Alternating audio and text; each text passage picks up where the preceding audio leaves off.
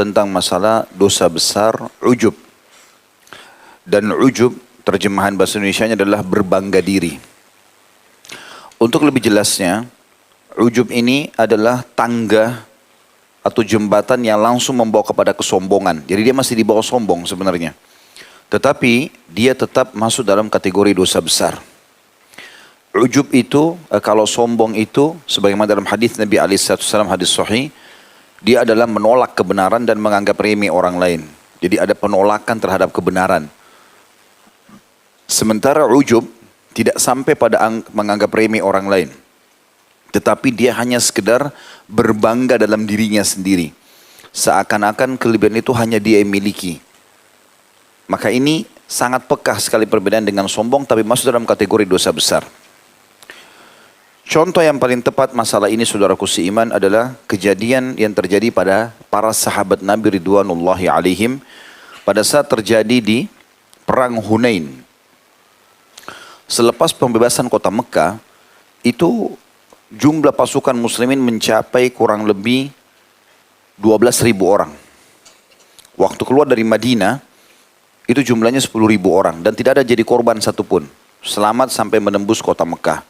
Lalu bergabunglah kurang lebih 2.000 orang dari para mu'allaf ini kepada Nabi atau dengan pasukan Nabi SAW. Kemudian mereka menuju ke lembah Hunain untuk berperang melawan suku Hawazim. Suku Hawazim ini suku terbesar setelah Quraisy di Jazirah Arab. Jadi setelah takluknya Quraisy, maka Nabi SAW ingin menaklukkan Hawazim. Karena memang Hawazim ini sudah berusaha untuk menyerang Madinah. Dan memang di waktu itu mereka sudah punya persiapan untuk membawa pasukan mereka ke Madinah. Maka Nabi SAW mempunyai strategi perang. Sebelum diserang beliau menyerang terlebih dahulu. Waktu berkumpul 12.000 pasukan itu, maka ada sebagian sahabat, ya, bahkan dalam sebuah riwayat dikatakan Abu Bakar pun sempat mengucapkan kalimat itu. Mengatakan bahwasanya dengan pasukan sebanyak ini, kita tidak akan dikalahkan hari ini. Enggak ada niat menolak kebenaran, atau misalnya meremehkan orang lain. Dalam arti kata di sini, menganggap mereka tidak akan mungkin dan seterusnya, tapi hanya sekedar berbangga. Ini saja ternyata sudah dilarang dalam agama Islam. Karena semua ini adalah nikmat dari Allah SWT. Artinya gini, kalau makin besar nikmat Allah pada kita, misal Allah berikan paras wajah atau warna kulit atau postur tubuh atau kekayaan atau harta atau penampilan, apa saja, maka itu dalam Islam harus selalu partner dengan tawadhu, merendah. Dia kapan dipartnerkan dengan selain tawadhu, sedikit saja kita bangga namanya ujub. Kita menganggap remeh orang lain, kibir atau sombong. Ini sudah nggak bisa. Jadi kata kuncinya, setiap kelebihan yang Allah berikan, misalnya kita lihat di kaca, oh wajah kita begini, misalnya punya kelebihan, atau pakaian, atau apa sajalah ya, postur tubuh, warna kulit, rambut, semuanya. Masuk dalam juga harta, ilmu, segala macam. Maka selalu partnerkan itu dengan merendah. Kapan kita sudah mulai berbangga dengan itu, sehingga sampai pada tingkat kita menganggap orang lain tidak mencapai apa yang kita miliki, maka ini sudah masuk dalam bab ujub. Perhatikan Allah sebutkan dalam surah At-Taubah, surah nomor 9 ayat 25. Tentang kejadian para sahabat. A'udzu billahi minasyaitonir rajim. Laqad nasarakumullahu fi mawatin katsiratin wa yawma Hunainin idz a'jabatkum kathratukum falam tugni 'ankum syai'an wa dhaqat 'alaikumul ardu bima rahubat thumma wallaitum mudbirin. Yang artinya sungguhnya Allah telah menolong kamu hai orang-orang beriman di medan peperangan yang sangat banyak. Di Badr, ya. Kemudian di Khandaq atau perang Ahzab, kemudian perang Khaybar, pembebasan kota Mekah, semuanya Allah berikan kemenangan. Termasuk di Uhud sendiri, di awal diberikan kemenangan, di tengah-tengah dikalahkan, tapi mereka menang lagi di Hamrat Asad pada saat pasukan muslimin menyerang dan mengejar kembali Quraisy. Jadi Allah mengingatkan, sungguhnya Allah telah menolong kamu hai orang-orang beriman di medan peperangan yang banyak, dan ingatlah satu peperangan, yaitu Hunain, yang di waktu itu kamu menjadi congkak karena banyaknya jumlahmu, atau bangga di sini ya. Sebenarnya terjemahan yang paling tepat di sini adalah berbangga. Karena memang ini makna ujub. Idz a'jabatkum. Kalimat ujub di sini digunakan oleh Allah SWT. Maka pada saat kalian bangga dengan jumlah kalian yang banyak, maka jumlah yang banyak itu tidak memberi manfaat kepadamu sedikit pun.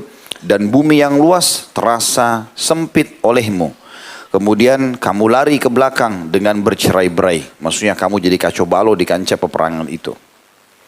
Dan ini memang perang Hunain teman-teman, sebuah perang yang perlu diambil jadi pelajaran. Kalau bisa sebentar insya Allah malam hari sebelum tidur, kembali ke kajian saya Sirah Nabawi, ada di YouTube, khusus perang Hunain. Di situ kita lihat bagaimana para sahabat, bahkan pasukan paling depan itu dipimpin oleh Khalid bin Walid.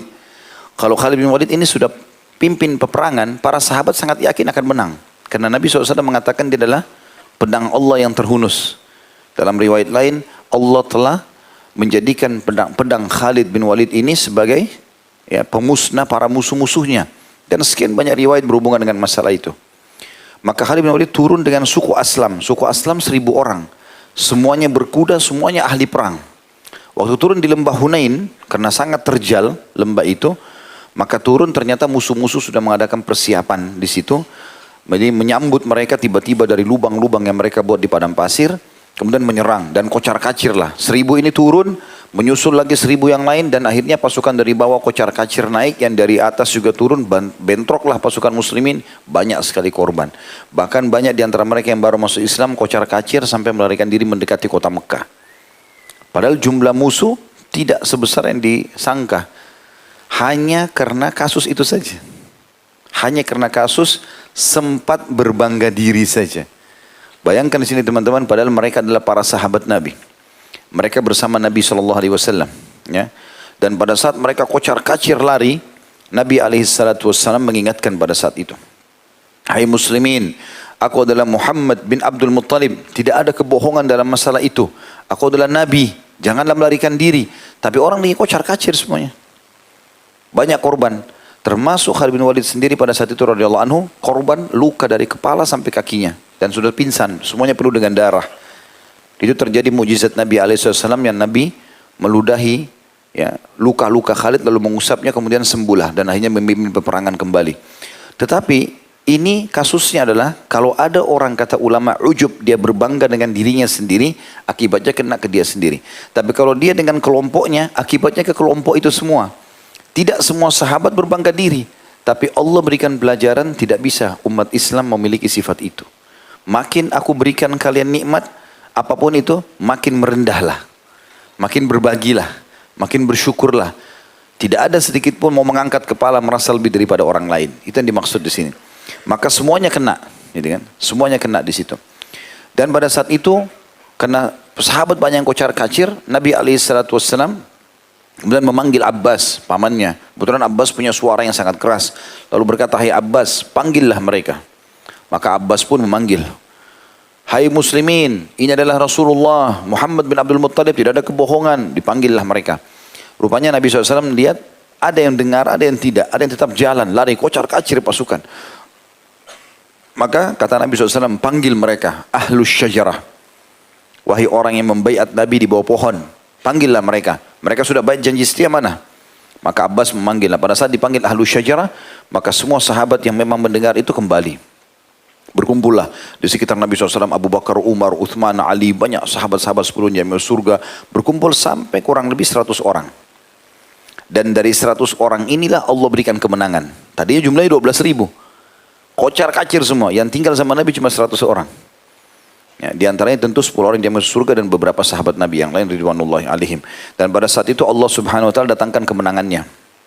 Jadi Allah Subhanahu wa taala datangkan malaikat yang turun di perang Hunain walaupun tidak ikut menyerang musuh, gitu kan. Tapi pada saat mereka turun dan musuh-musuh melihat para malaikat, mereka melarikan diri dari kancah peperangan. Dan Nabi SAW kokoh bersama para sahabat 100 orang itu untuk melawan musuh. Jadi hanya 100 orang tapi berhasil mengarahkan sekian ribu orang dari pasukan musuh itu. Ibnu Qayyim berkata rahimahullah, tidak ada satu perkara yang lebih merusak amalan daripada perasaan ujub dan terlalu memandang jasa diri sendiri. Makanya tadi kita punya kelebihan pun kita makin merendah. Membantu orang pun kita jangan pernah kita menganggap orang itu yang butuh. Kita harus anggap diri kita yang butuh. Ini statement sebagian salafus saleh begitu. Kalau ada fakir miskin yang datang minta-minta, maka dia berterima kasih, dia salaman sama fakir miskin itu. Terima kasih kamu sudah datang dikasih. Dia tidak merasa orang yang minta itu yang butuh. Malah dia merasa butuh karena mereka membahasakan orang-orang ini telah membawa amal-amal soleh ke ketimbangan amal tanpa aku jasa sedikit pun. Aku kasih mereka uang, iya. Mereka habiskan beli makanan, pakaian, tapi aku mendapatkan nilai itu di timbangan amalku hari kiamat. Jadi mereka bukan menganggap bahwasanya orang-orang yang sedang minta atau sedang diberikan jasa ini yang butuh sama dia, tidak. Justru dia melihat dengan pandangan imannya, Allah Azza wa Jalla sedang memberikan kesempatan dia untuk mendapatkan pahala dari orang itu.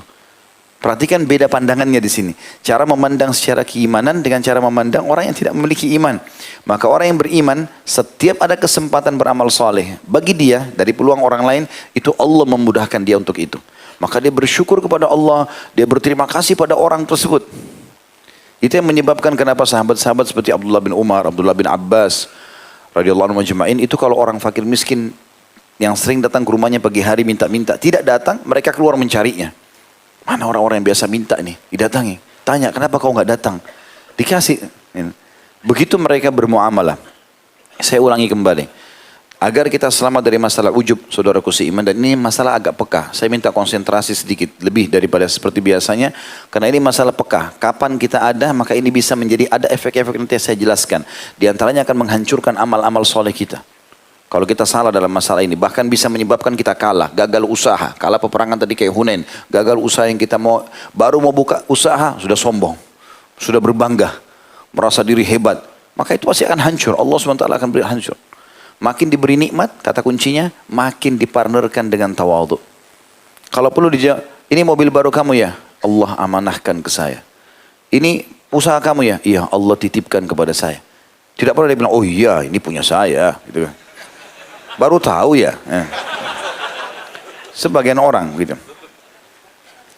Ibnu Sa'ad rahimahullah menceritakan dalam kitab At-Tabaqatnya bahwasanya Umar bin Abdul Aziz rahimahullah, salah satu ulama tabi'in yang masyhur, khalifah yang masyhur dengan kesalehannya. Apabila berkhutbah di atas mimbar kemudian dia merasa khawatir, perasaan ujub muncul dalam hatinya, maka dia memberhentikan khutbahnya. Dan kalau dia lagi tulis surat, kemudian dia mulai memberikan nasihat kepada para bawahannya.